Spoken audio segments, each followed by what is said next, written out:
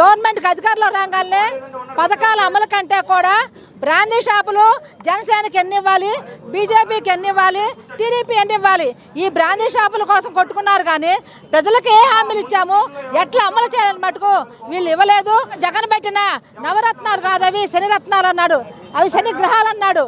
కానీ నేను వచ్చి సూపర్ 6 అన్నాడు. ఈ సూపర్ 6 ఎందుకు అమలు చేయలేకపోయాడు అంటే ఇప్పుడేమంటున్నాడు, దొంగడుపులు ఏడుస్తున్నాడు. అయ్యో ఇంత కష్టం అనుకోలేదు.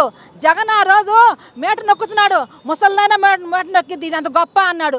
మరి నువ్వు వచ్చి 6 పథకాలు పెట్టి నువ్వు ముసలాడువే, నువ్వు మరి ఇప్పుడు నొక్కు 6 సూపర్ 6 నొక్కు, ఎందుకు నొక్కలేకపోతున్నావు అంటే బడ్జెట్ లేదంటున్నాడు. నువ్వు ఈరోజు 1,50,000 కోట్లు అప్పు చేసావు, 10 నెలల్లో 1,50,000 కోట్లు తెచ్చి ఎక్కడ పోసావు? ఎందుకని పథకాలు అమలుగా ఉపయోగించట్లేదంటే మీరు పంచుకుదంటున్నారు. మీరు అధికారంలోకి వచ్చిందే జనాన్ని మోసం చేయడానికి. 2014లోనేమో మారిన మనిషిని అని చెప్పి అధికారంలోకి వచ్చావు, ఇప్పుడేమో సూపర్ 6 అని చెప్పి అధికారంలోకి వచ్చావు, అబద్ధాలు చెప్పి అధికారంలోకి వచ్చావు. జనసేన, బీజేపీ, టీడీపీ ఈ కూటమి యొక్క తప్పుల్ని ఎత్తి చూపుతూ, వీళ్ళు చాలా చేసినట్టు మోసాలను ఎత్తి చూపుతూ ఈ సూపర్ 6 అమలు చేయాలని చెప్పి జనమందరూ కళ్ళు తెరవాలని ఈ కూటమికి వ్యతిరేకంగా పోట్లాడి సూపర్ 6 అమలుకై మహిళలందరూ కదిలి రమ్మని POWగా పిలిపిస్తూ ఈ ధర్నాన్ని ఈరోజు మేము చేయడం జరిగింది.